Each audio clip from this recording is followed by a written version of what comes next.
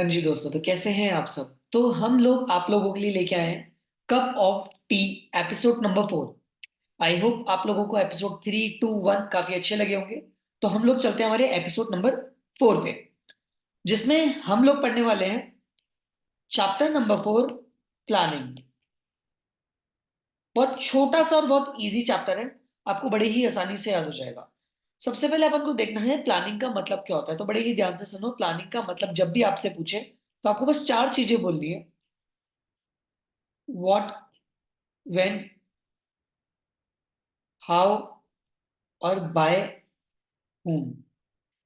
Planning means deciding in advance. कितनी चीजें? चार चीजें। अगर आप लोगों से पूछ लेता है प्लानिंग क्या है, तो आंसर क्या बोलोगे? Planning mean deciding in advance. कितनी चीजें? चार।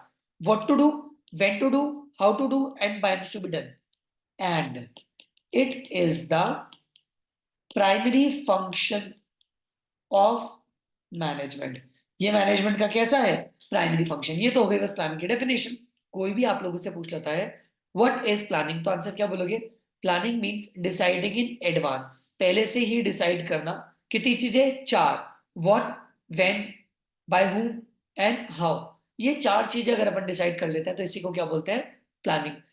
प्लानिंग सबसे पहला फंक्शन होता है मैनेजमेंट का। मैनेजमेंट के जो टोटल 5 फंक्शन होते हैं, POS, DC, planning, organising, staffing, directing, controlling, उनमें सबसे पहला होता है। आगे चलते हैं, बड़े ही ध्यान से सुनना। हम लोगों से क्वेश्चन पूछा गया कि प्लानिंग के इंपॉर्टेंस क्या होते हैं। प्लानिंग के इंपॉर्टेंस क्या होते हैं? बड़े ही ध्यान से एक स्टोरी सुनना मेरी। आप लोगों से पूछा गया प्लानिंग के इंपॉर्टेंस क्या होते हैं, तो आपको याद रखना है आपने प्लान किया कि आफ्टर 12th आप लोगों को डीयू जाना है। कहां जाना है? आफ्टर 12th आप लोगों को डीयू जाना है। तो आप लोग कहां गए? डीयू गए। आफ्टर 12th आप लोगों ने प्लान किया कि आप लोग कहां जाओगे? डीयू जाओगे। आप लोगों ने प्लान किया आफ्टर 12th आप लोग डीयू जाओगे, ठीक है सर। अब डीयू इतनी ज्यादा बड़ी थी कि वहां पे फोन में नेट ही नहीं आता था, नेटवर्क नहीं आते थे। तो डीयू ने सोचा अब क्या करें। तो याद रखना डीयू ने प्लान किया कि हम वहां पे वाईफाई लगाएंगे। क्या लगाएंगे? वाईफाई। सर समझ में आया? हाँ जी सर, बड़ा आसान था। मेरी बात ध्यान से सुनना। मैंने आप लोगों से एक क्वेश्चन पूछता कि what are the importance of planning. Planning के इंपॉर्टेंस क्या है? आपने बोला सर डीयू में हमने क्या लगाया? वाईफाई। बस हो गया आंसर। आप लोगों से क्या पूछा? प्लानिंग के एडवांटेज क्या है? आपको याद रखना हमने प्लान क्या किया था? डीयू जाने का। और डीयू में हमने क्या लगाया? वाईफाई।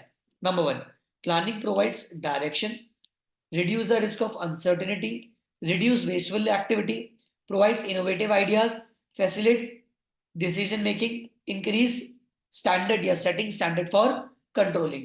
तो आप लोगों से क्वेश्चन पूछा गया था what are the importance of planning, आपने आंसर दिया डीयू में wifi. Planning provides direction, reduce the risk of uncertainty, reduce wasteful activity, provide innovative ideas, facilitate decision making और increase standard for controlling. Easy. Next आप लोगों से question पूछा गया कि प्लानिंग के फीचर्स क्या है, उसके बारे में बताओ। किसके बारे में? प्लानिंग के बारे में। तो आपसे पूछे गए फीचर्स ऑफ प्लानिंग। याद से सुनना। आपने प्लान किया कहां चलेंगे? गोवा। रास्ता पता है? नहीं सर। तो हमने क्या यूज किया? Google map. गाने सुनने के लिए दो चीज यूज करी, एक सीडी और एक एफएम। याद रहेगा? हाँ सर। तो मुझे बताओ प्लान कहाँ का किया था? गोवा का। क्या क्या यूज किया? सर एक मैप, गाना सुनने के लिए सीडी और एफएम। तो what are the features of planning? Answer is map, CD, FM. Primary function of management, achieving goals, pervasive, continuous, decision making, futuristic और मेंटल एक्सरसाइज। इस तरीके से आपको सातों के सातों पॉइंट याद हो गए। बोलो क्लियर है? हाँ जी सर। अब क्वेश्चन नंबर 3 आता है, क्या प्लान करना हमेशा फायदेमंद होता है क्या? कभी कभार प्लानिंग के कुछ नुकसान भी होते हैं। जी हाँ सर। तो क्वेश्चन पूछा जाता है limitation slash disadvantage of planning.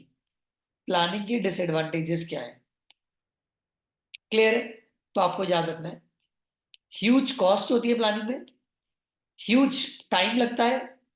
क्या प्लान करने से सक्सेस की गारंटी है? नहीं। Does not give guarantee for success, may not work in dynamic environment, dynamic environment में काम नहीं करेगा, और लीड्स टू रिजिडिटी।